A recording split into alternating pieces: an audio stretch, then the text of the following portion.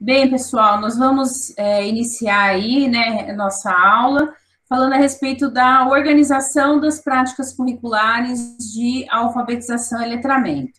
Dentre esses eixos, né, estruturantes aí do processo de ensino-aprendizagem da leitura e da escrita, nós temos o primeiro, que é a compreensão e valorização da cultura escrita. O segundo, que é a apropriação do sistema de escrita, no caso nosso, sistema de escrita alfabética. O terceiro eixo, que é a leitura. E o quarto, produção escrita. E, por último, o desenvolvimento da oralidade. Na aula de hoje, nós vamos abordar os dois primeiros, certo? A compreensão e valorização da cultura escrita. E o segundo, a apropriação do sistema de escrita alfabético.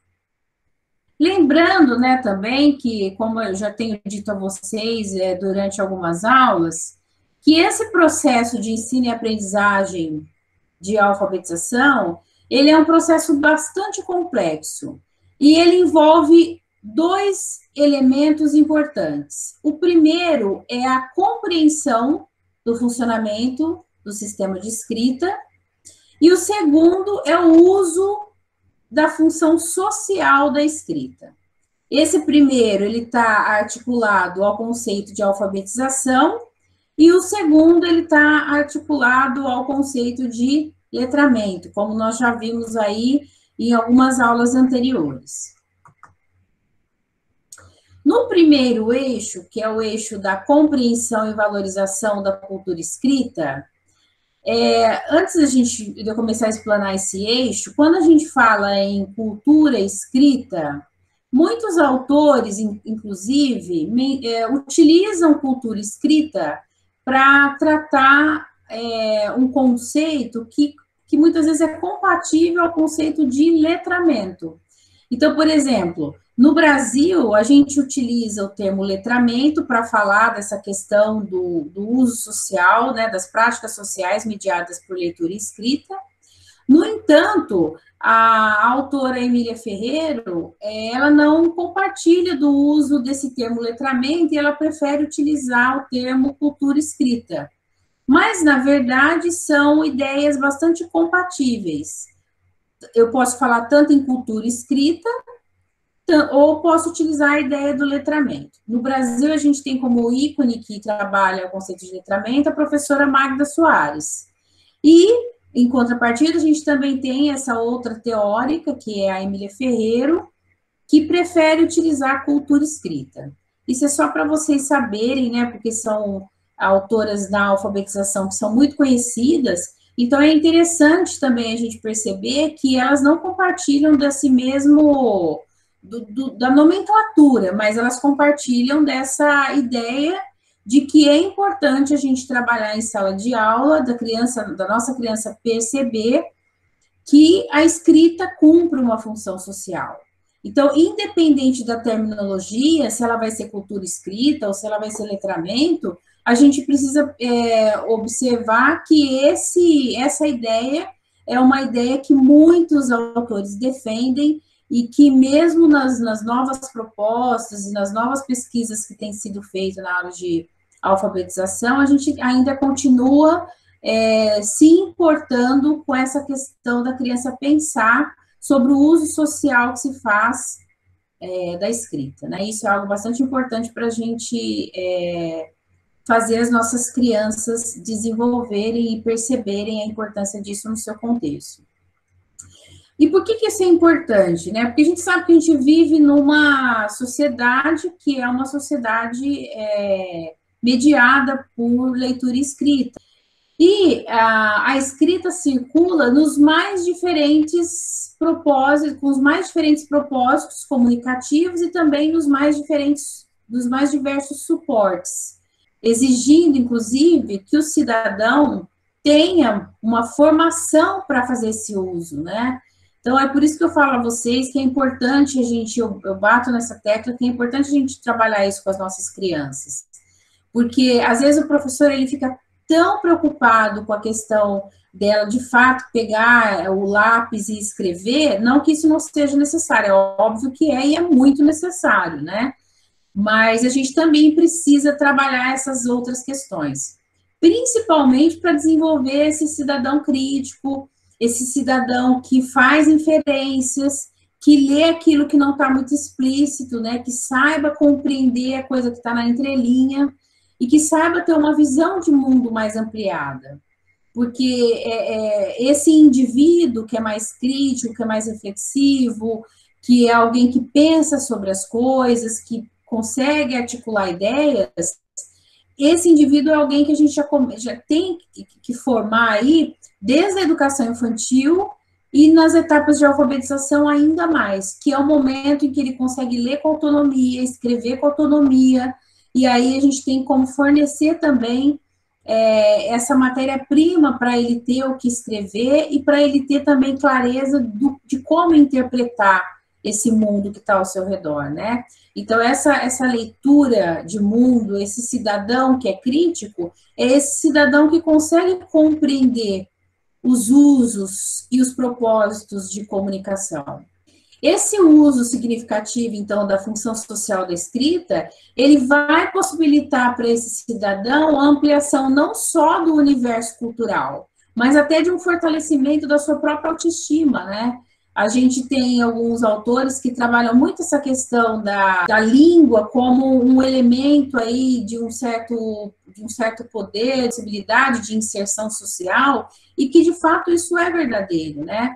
O indivíduo que tem clareza sobre as coisas, que interpreta o seu mundo da melhor forma possível, com bastante criticidade, que consegue inferir aquilo que não está muito claro para ele, ou que não está muito claro, às vezes, no texto que ele está lendo, ele tem possibilidades de questionar mais, de criticar mais, de pensar sobre as coisas de outra maneira, ou de ver outras possibilidades, de assistir a um telejornal e não acreditar muito naquilo que está sendo posto, ou naquilo que ele ouviu de um determinado político, ou em algo que foi colocado para ele ali num contrato do banco, que de repente ele tem todo o direito de se questionar, de não aceitar, enfim. Ele se insere nessa sociedade de uma outra maneira, de uma forma muito mais, fazendo uma intervenção necessária para estar ali em sociedade. Então, cabe à escola, né, instrumentalizar esses indivíduos, esses cidadãos aí, para que eles tenham condições de fazer uso dessas funções de comunicação que envolvem a escrita aí. Atendendo não só as necessidades de comunicação daquela criança ou daquele indivíduo na escola, mas também fora da escola. Então, a prática pedagógica, ela deve desenvolver essas capacidades que estão relacionadas à compreensão e à valorização da nossa cultura escrita. Nesse eixo, quais são as capacidades que estão relacionadas aí? A primeira, conhecer, utilizar e valorizar os modos de produção e circulação da escrita na sociedade. Então, é importante a gente levar para a sala de aula vários tipos de texto para a criança perceber esses diferentes modos de produção textual, assim como aonde esses textos circulam na sociedade, em que suportes, em que contextos e com quais propósitos de comunicação. Isso a gente discute com as crianças. A cada vez que a gente apresenta para ela um determinado tipo de texto, a gente comenta com ela para que serve, em que lugar ela encontra, a gente pode levar, inclusive, né? Eu dou o exemplo do convite de casamento, é legal a gente levar vários tipos de convite. O convite de casamento, que tem uma estrutura mais formal, o convite da festa junina, que já é de uma linguagem extremamente diferenciada, mais adequada ao contexto, que envolve a festa junina, o convite da festa de aniversário, que também é um outro contexto. Então, quando eu levo para a criança e comparo, eu faço com que ela perceba essas diferenças de uso. A segunda capacidade é conhecer os usos e funções sociais da escrita. Quando eu apresento as possibilidades do convite, eu estou mostrando para essa criança os diferentes usos da escrita. Porque eu estou levando textos ali que são diferentes. Embora seja o mesmo tipo de texto, os três são convites, eles estão atrelados a contextos de comunicação, a contextos de uso social diferentes. E com isso eu acabo tendo uma escrita também diferente. A terceira capacidade é conhecer os usos da escrita na cultura escolar. Por muito tempo, a gente ficou utilizando na escola textos escolarizados, né, textos produzidos para serem usados no contexto escolar. E o que aconteceu quando a gente fez esse uso? A gente acabou não apresentando para a criança ou deixando de desenvolver essas capacidades que envolvem o uso e a função social da escrita. Então, quando eu digo que a gente pode usar também a escrita da cultura escolar, no caso, eu me apropriar de situações do contexto da cultura escolar, né, no cotidiano mesmo da escola, em que a escrita, ela ganha significado, ela ganha sentido. Então, eu vou convidar os pais para a reunião de pais, eu faço o bilhetinho da reunião com eles, né, para eles perceberem que aquela escrita tem sentido no contexto da escola, porque eu quero convidar os pais para a reunião. Eu vou produzir com eles uma lista de tudo que vai ter na festa junina da escola. Então, a gente vai ver o que cada um vai trazer para a festa junina. Então, eu faço uma lista com eles, distribuo. O que eles notam ali? Que aquela lista está sendo construída, que é um momento de escrita, de produção escrita, e que está sendo construída em função de uma situação contextual da cultura escolar, do contexto da escola. A gente também precisa pensar em atividades que envolvam esse eixo. A disponibilização de diferentes textos e diversos gêneros, que eles possam manusear e observar a estrutura desses textos, e também pensando nos diferentes propósitos de comunicação, né?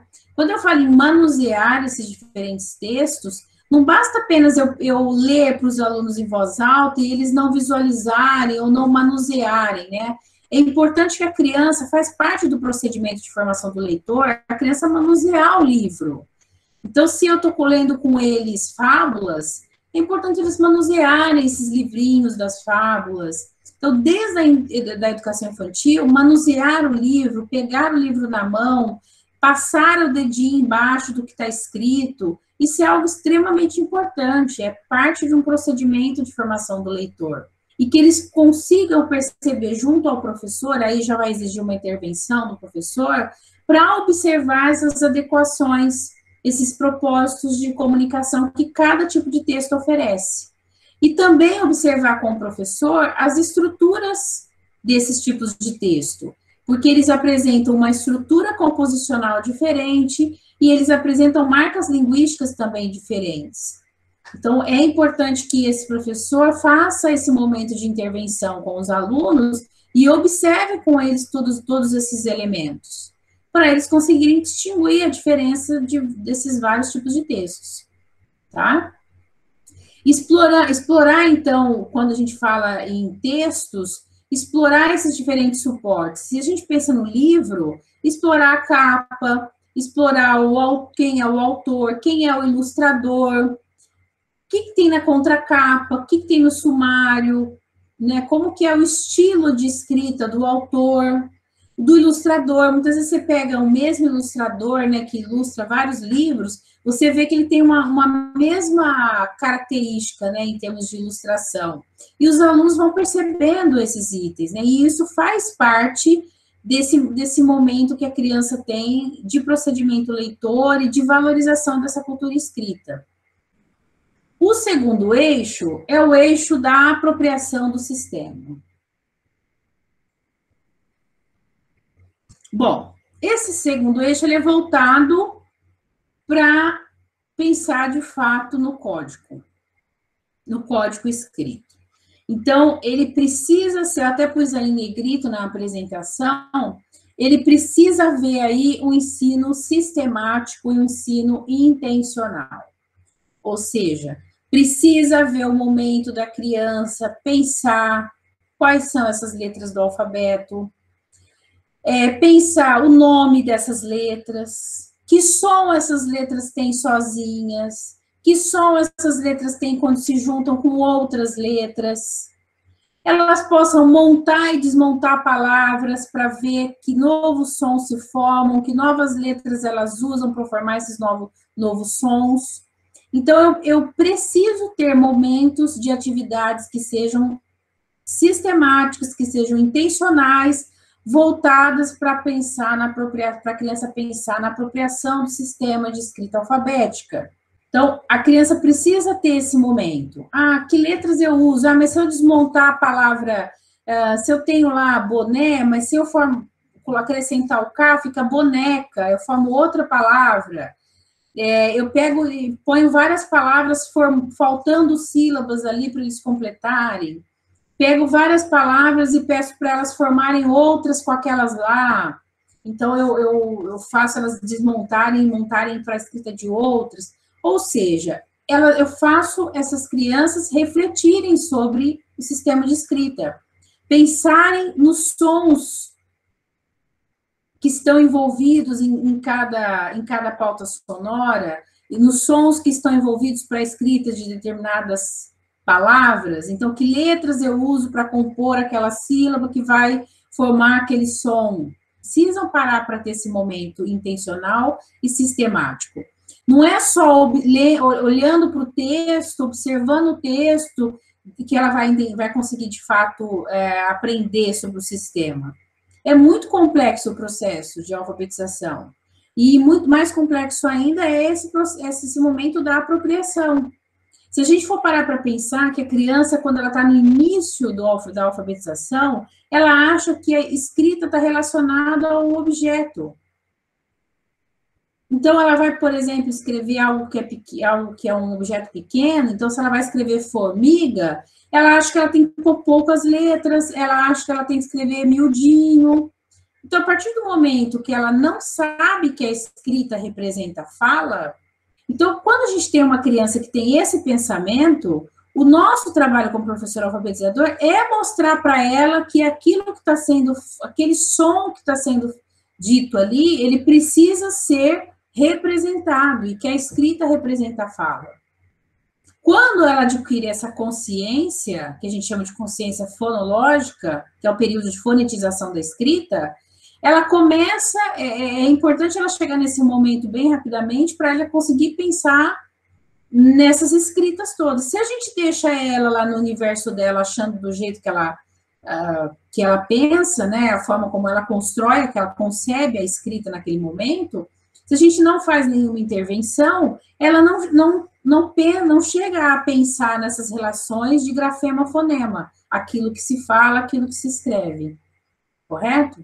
Então, é importante e muito, principalmente nessa etapa, né, que ela ainda não sabe que a escrita representa a fala, é extremamente importante a gente mostrar para ela esta relação, né, e pensar nesses sons, nesses fonemas todos, e nessa relação com as letras, né, com os grafemas.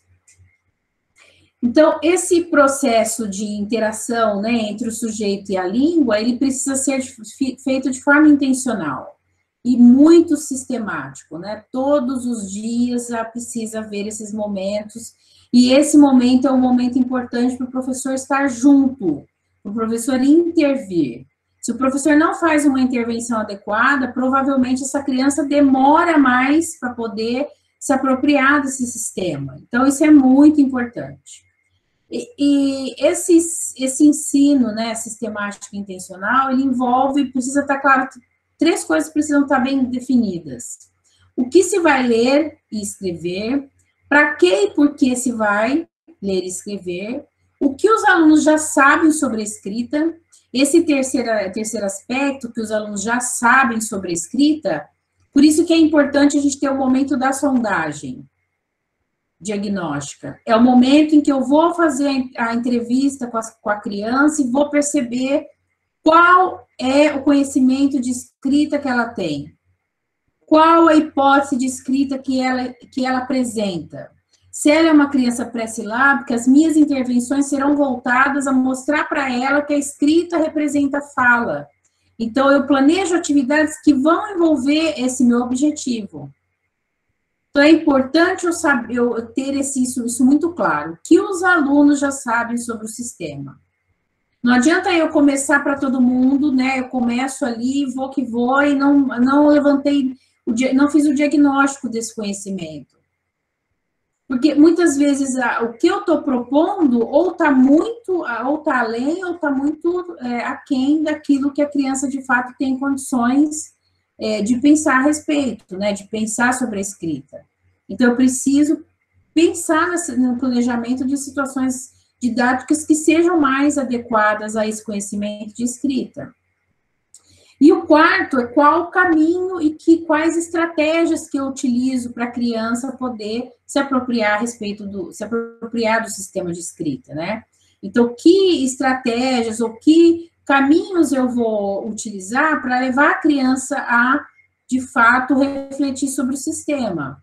Então, isso envolve escolher as atividades que as crianças vão realizar, pensar sobre a intervenção, como que vai ser, como que eu vou perguntar para essas crianças quando elas estiverem escrevendo, planejar parcerias ou agrupamentos que sejam mais produtivos para que as crianças, para que uma contribua para o que a outra está escrevendo ou produzindo, ou seja, para que ela seja para que aquilo seja uma parceria produtiva, né? De modo que uma criança possa intervir na forma como a outra está pensando e vice-versa. A gente vai fazer uma avaliação de que possibilidades existem ali para que a parceria seja produtiva. Então, é muito importante.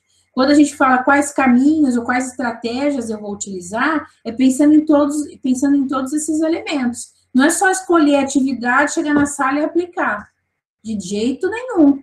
Eu preciso ter feito sondagem, eu preciso saber quais os conhecimentos que cada um tem, pensar na parceria, pensar na intervenção, pensar na escolha da atividade, que tipo de reflexão vai ser feita quando eu apresento essa atividade e não outra, tá? Isso envolve toda a questão metodológica.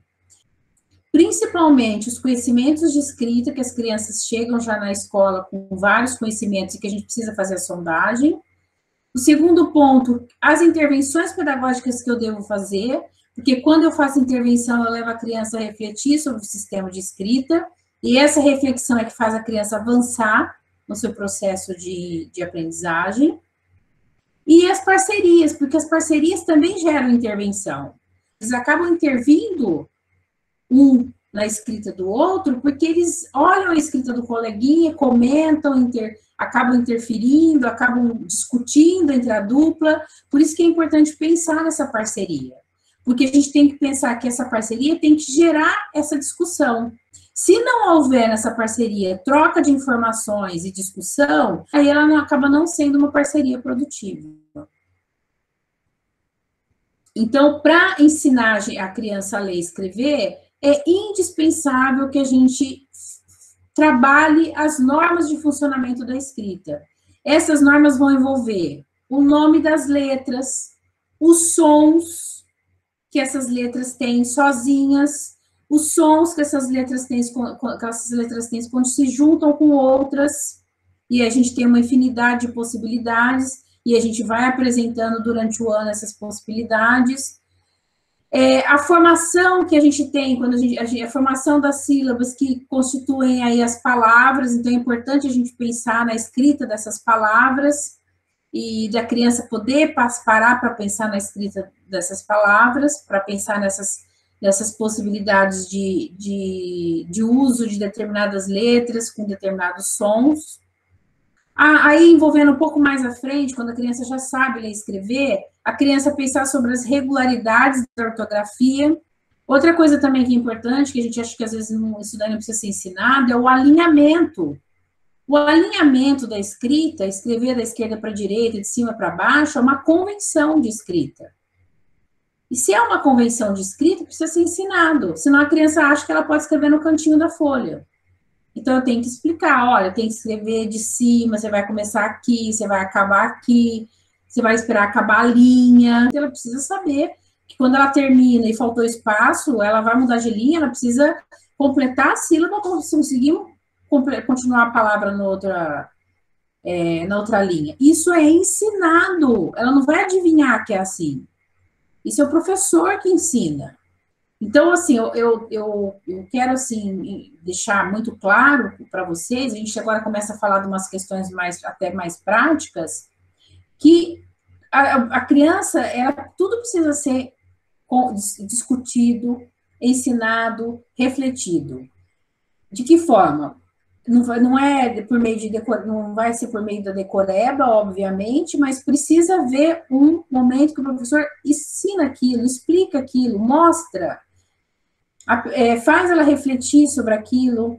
Então, essa questão do alinhamento, direção, tudo isso a gente ensina, tá? A segmentação, que são os espaços em branco, que muitas vezes a criança não sabe.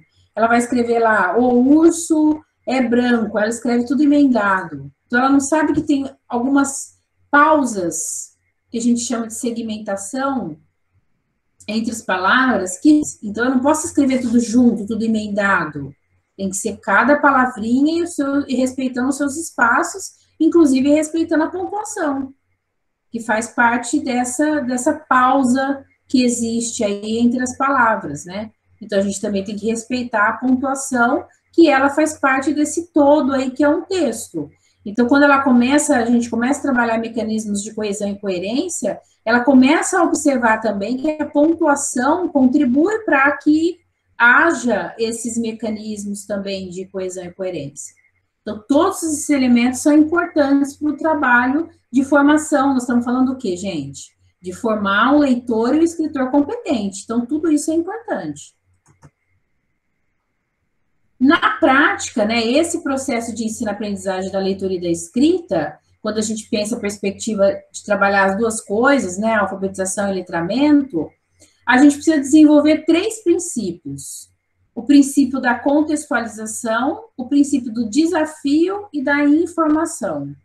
Então, o que são esses 3 princípios? O que é a contextualização? É aquele vínculo que tem que ter com o uso social, que eu já falei bastante a respeito para vocês, né? Quando eu mostrei para vocês o exemplo do convite de casamento, de festa junina, de aniversário, eu estou trabalhando ali uma ideia de contextualização, porque os 3 textos, eles são contextualizados em diferentes situações de comunicação. Então, o uso é diferente. Então, o contexto que se cria é diferente. Então, eu preciso trabalhar com a perspectiva de contextualização, mesmo nas atividades que eu vou trabalhar o sistema de escrita. Então, se eu vou trabalhar escrita de determinadas palavras, é interessante que eu escolha as palavras baseadas num contexto significativo, baseado em algo que a gente está trabalhando. Então, a gente está no mês de junho, vamos trabalhar o que a gente tem de itens na festa junina. Então, vamos fazer com eles a lista e depois eles vão escrever essas palavras. E ao escrever essas palavras, a gente vai parar para trabalhar o sistema de escrita. Tudo bem, já tem aí uma atividade. Mas eu criei, essas palavras serão escritas num contexto, dentro de um contexto mais significativo, que a criança vê sentido para escrever a palavra. Eu não posso fazer isso de forma totalmente isolada, escreve isso, escreve aquilo, de qualquer jeito. Não.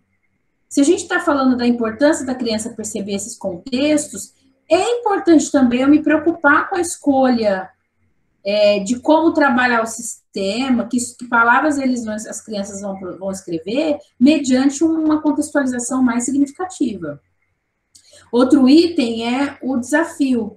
É importante que as crianças escrevam pautadas em algo que seja desafiador, ou que esteja dentro do que é possível para a criança. Por quê que eu falo isso? Às vezes você coloca algo que está muito além do que a criança consegue e ela se desestimula, e ela se acha uma fracassada. O fato da criança começar a ter essa baixa autoestima porque não consegue escrever, isso é muito comum e a literatura já cansou de pesquisas, N pesquisas vem nos mostrando isso há anos, né? Que isso atrapalha todo o processo de alfabetização.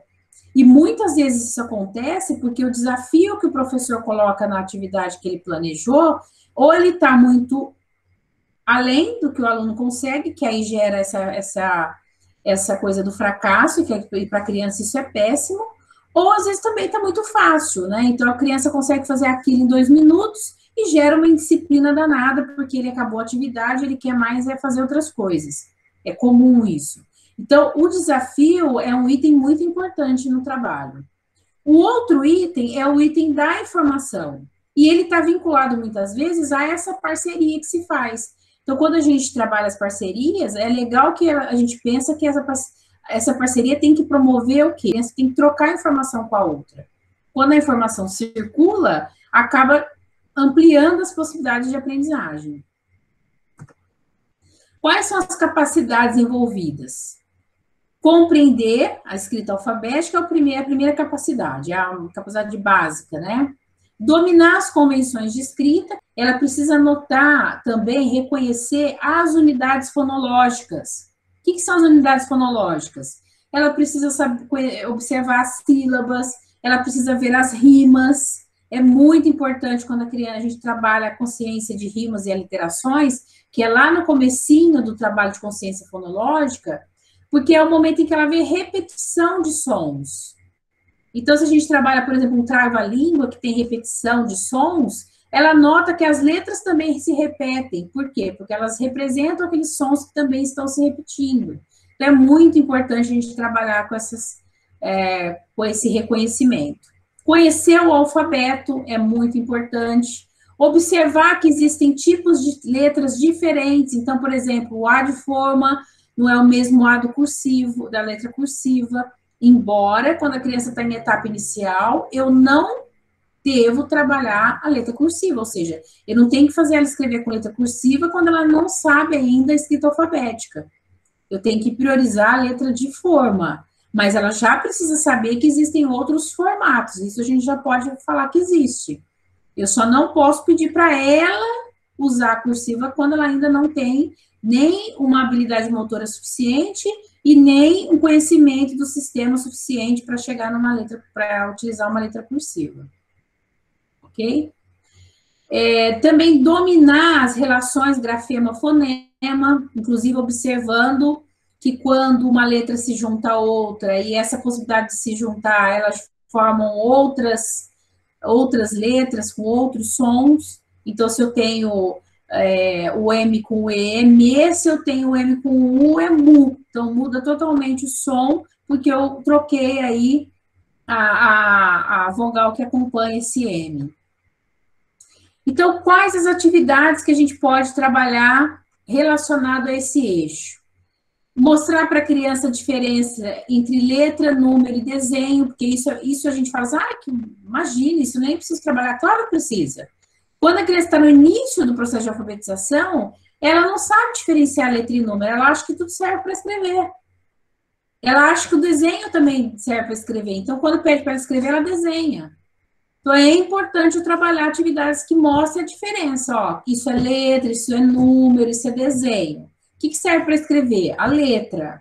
Que letras nós vamos usar para escrever seu nome? Aí ela vê que é letra que a gente usou e não usamos nem número e nem desenho. Então, para escrever, a gente usa letra. Então, a gente pensa em atividades envolvendo essa distinção aí, que é importante. Estabelecer também diferenças entre tipos de letra, isso a gente mencionou, né? Letra minúscula, letra maiúscula, letra cursiva. Só para ela saber que existem aí diferentes formatos de letra. Isso a gente consegue muito com o rótulo, né? Porque o rótulo, ele oferece vários tipos de letra. Então, é muito legal a gente trabalhar. Selecionar e identificar letras explorando o nome da letra, o som, ou seja, o fonema que essa letra representa. Então, é bastante importante atividades envolvendo isso. Atividades envolvendo também a reflexão de diferentes tipos de composição, de composição silábica. Então, a gente tem aquela composição comum, que é de consoante e vogal. Se você pega o nome Marina, a gente tem consoante e vogal no Ma. Ri, consoante e vogal. Na, consoante e vogal. A gente tem outras formas de constituição dessas formações silábicas. Então, se a gente pega, por exemplo, outra composição, com outro nome de uma outra criança, então a gente pega lá por exemplo, Ricardo. Então, a gente tem consoante, vogal. E depois a gente tem consoante, vogal, consoante, no car. E depois a gente tem consoante, vogal. Ou seja, o car já mostrou aí uma outra composição silábica, né? E eu tenho, por exemplo, outra formação é Francine. Então, eu tenho Fran, consoante, consoante, vogal, consoante. É outra composição silábica. Então, é importante também as atividades que a criança possa fazer essa reflexão das diferentes possibilidades de formação silábica, tá? A gente costuma trabalhar com formações silábicas inicialmente canônicas, que é a consoante vogal, mas a gente também depois, porque a gente trabalha com nome próprio, a gente acaba já fazendo a criança perceber que existem não só essa formação canônica, consoante vogal, mas também outros tipos de formação. A própria escrita do nome dela já possibilita esse tipo de discussão. Continuando aí nas atividades que podem ser realizadas, né? Escrever palavras faltando letras. Então, é muito legal eu montar uma atividade, né? Eu ponho várias palavras ali, escolho, por exemplo, um assunto que nós estamos tratando, aí eu ponho todas as palavras ali e eu ponho faltando letras ou eu ponho faltando sílabas e eles têm que completar. Então, essa é uma atividade bem interessante também. Outra possibilidade, que eu acho que isso é muito interessante, porque aborda não só o aspecto qualitativo da escrita, mas também trabalha o aspecto quantitativo da escrita. Então, eu acho muito interessante, que são as cruzadinhas, os caça-palavras e a forca. O que se a gente pensar na cruzadinha, como tem os quadradinhos para a criança completar, para poder, né, ter a imagenzinha do lado, e ela tem que completar aquela cruzadinha. Ali já tem os espacinhos para ela poder completar. Então, como tem os espacinhos, ela precisa pensar em quantas letras usar. Então, ela não reflete só sobre a questão qualitativa, quais letras usar, mas ela também pensa na questão quantitativa, quantas letras ela usa. Então, cruzadinha, forca e a caça-palavras são 3 atividades que a gente coloca muito, né? Praticamente lá, umas 2 vezes por semana, a gente põe atividades nesse sentido, tá? Que abordam os 2 aspectos, o aspecto quantitativo e o qualitativo, como eu já disse. Outra atividade também interessante são os jogos, né? Jogos que envolvem o dominó, o bingo, envolvendo a escrita de palavras e também imagem, que também é uma possibilidade aí de trabalhar o sistema. Outra possibilidade que envolve o trabalho com o sistema são os textos que a criança sabe de memória. Então, o que eu quero dizer com isso? Conforme a gente trabalha, né, na educação infantil, a gente trabalha já com muitos textos, e a criança acaba memorizando. Por exemplo, Cantiga de Roda. Ela tem lá, ela lembra do Atirei o Pau no Gato, às vezes ela memorizou algumas parlendas, ou ela memorizou alguns trava-línguas. Então, eu aproveito desses textos que elas já conhecem de memória, né? Isso eu preciso fazer um levantamento para saber quais elas conhecem, e aí, se a sala toda souber, eu posso trabalhar também esses textos que elas conhecem de memória.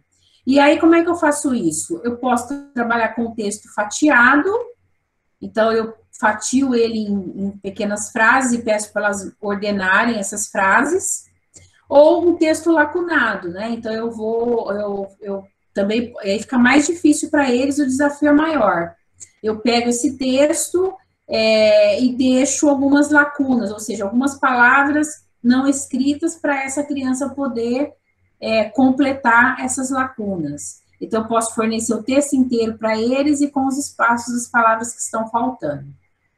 O fatiado, ele é menos desafiador que o lacunado. O fatiado, eu deixo o texto e eu fatio ele com frases, né? Então, eu faço no computador, bonitinho, fatio e dou para eles colocarem na ordem. E o lacunado, não. O lacunado, eu ponho o texto inteiro na folha e deixo algumas palavras sem colocar e eles têm que escrever. tá? E aí é uma outra forma de trabalhar. Então, os textos que as crianças conhecem de memória, eles vão ser fonte inesgotável de atividades que nós vamos poder realizar com eles, tá? Durante todo o processo de alfabetização. Então, é isso. Eu espero que vocês tenham gostado, né, desses dois primeiros eixos.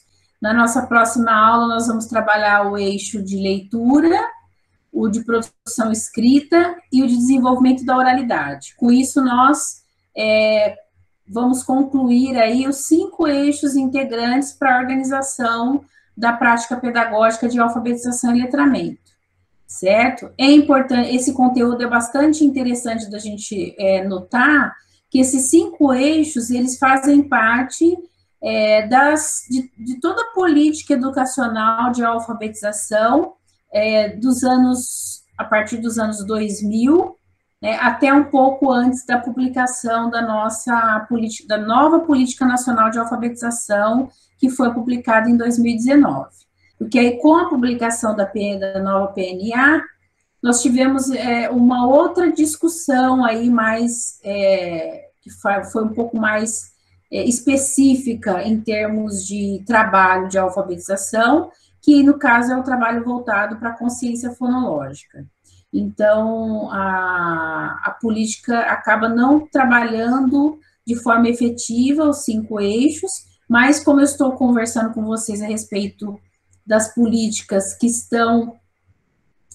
foram desenvolvidas e as contribuições teóricas de todas a organização do trabalho pedagógico de alfabetização ao longo dos anos, né? Então, eu já quero esclarecer que esses 5 eixos perduram ainda, né? E é importante da gente fazer com que a nossa prática seja imbuída de um trabalho integrado envolvendo esses 5 eixos. A gente não trabalha a leitura de forma isolada da produção escrita e nem de compreensão da valorização da cultura escrita e nem desatrelado ao desenvolvimento da oralidade. Não existe isso trabalhado de forma fragmentada. Os 5 eixos devem ser trabalhados de forma articulada. Então, é isso. Eu vou encerrando, né? Eu acho que eu já acabei extrapolando um pouco do horário. Queria aí desejar boa noite para todo mundo, desejar uma ótima semana. Obrigada pela presença de todos.